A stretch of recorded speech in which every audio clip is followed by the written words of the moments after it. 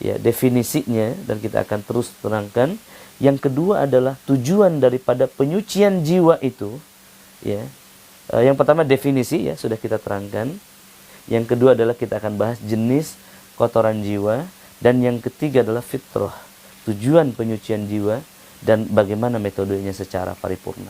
Baik ikhwah sekalian, pertama kita memastikan terlebih dahulu semua dari kita dalam satu kefahaman, dalam satu frekuensi, dalam satu standar pengetahuan yang sama, bahwa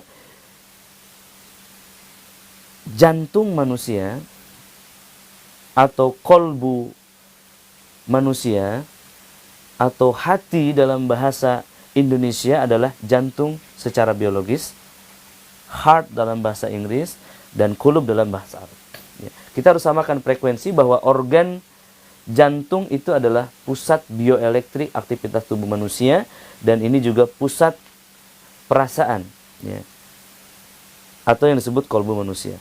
Kita harus samakan frekuensi bahwa kolbu dalam bahasa Arab adalah jantung dalam bahasa Indonesia, dan heart dalam bahasa Inggris, kulub ya dalam bahasa Arab. Di dalam tubuh manusia ada segumpal daging yang jika ia baik maka baik semuanya. Ya, Nabi SAW mengatakan, ya, sesungguhnya di dalam tubuh manusia ada segumpal daging. Ala inna fil jasadi mudghah. Ketika daging itu baik maka baik semuanya. Ketika daging itu buruk maka buruk semuanya.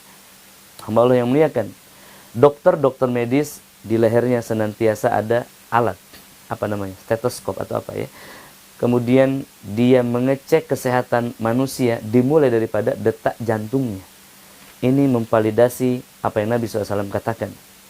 Maka hamba Allah, di dalam ruang jantung biologis ini ada kolbu.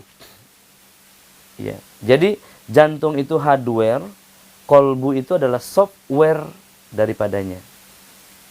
Yang menggerakkan jantung itu adalah kolbu atau software di dalam jantung tersebut. Di dalam ruang kolbu ada penghuninya. Ada 4 penghuni hamba Allah. Yang pertama di sini ada nafsu atau jiwa. Nafsu syahwat atau jiwa manusia yang memiliki keinginan tadi. Kemudian ada fitrah takwa. Kemudian ketika nafsu dan takwa ini berkeinginan, maka akal yang memutuskan mana yang dahulu diambil, mana yang diprioritaskan, dan ada korin yang mempengaruhi di antara jin dan malaikat.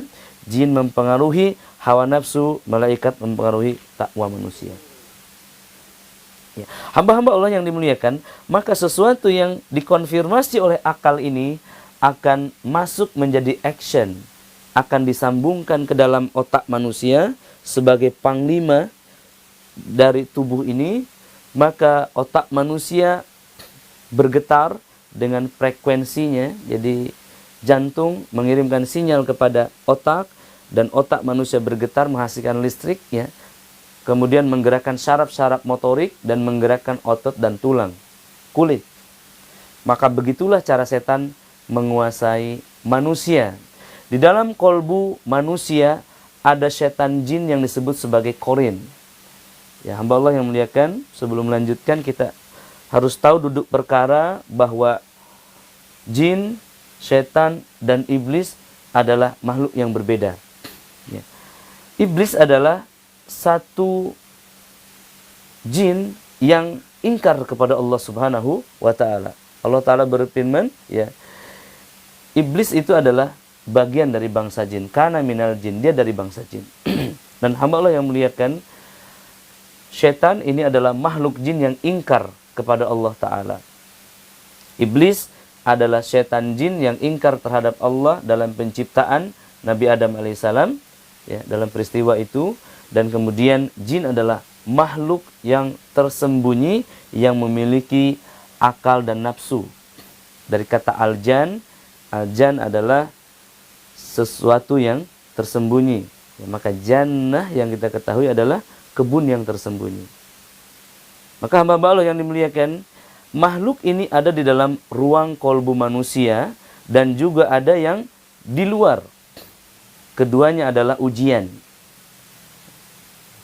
ada makhluk jin yang kemudian menjadi setan, ada di dalam kuku, di dalam hidung, di kuburan, di pasar-pasar, di rumah-rumah, kamar-kamar yang kosong, lautan, gunung, lembah, savana, gurun, dan tempat-tempat yang tak berpenghuni, dan juga ada di dalam ruang kolbu manusia. Kita tidak diberi beban untuk menaklukkan setan-setan yang ada di kuburan, pasar-pasar. Kita ada doa perlindungan ketika memasukinya, tapi hamba Allah ada setan yang secara alami ada di dalam ruang kolbu manusia ketika orang tersebut tidak berzikir. Kemarin disampaikan, wa may ya'su an dzikrir rahman nuqayyid lahu syaitanan fa huwa lahu qarin. Sesiapa yang berpaling dari mengingat Ar-Rahman, maka Allah Ta'ala akan biarkan, Allah akan jadikan, Allah akan aktifkan setan yang menjadi pembimbingnya di dalam hatinya, yang menjadi teman setianya. Nah, ikhwas sekalian, hamba-hamba Allah yang dimuliakan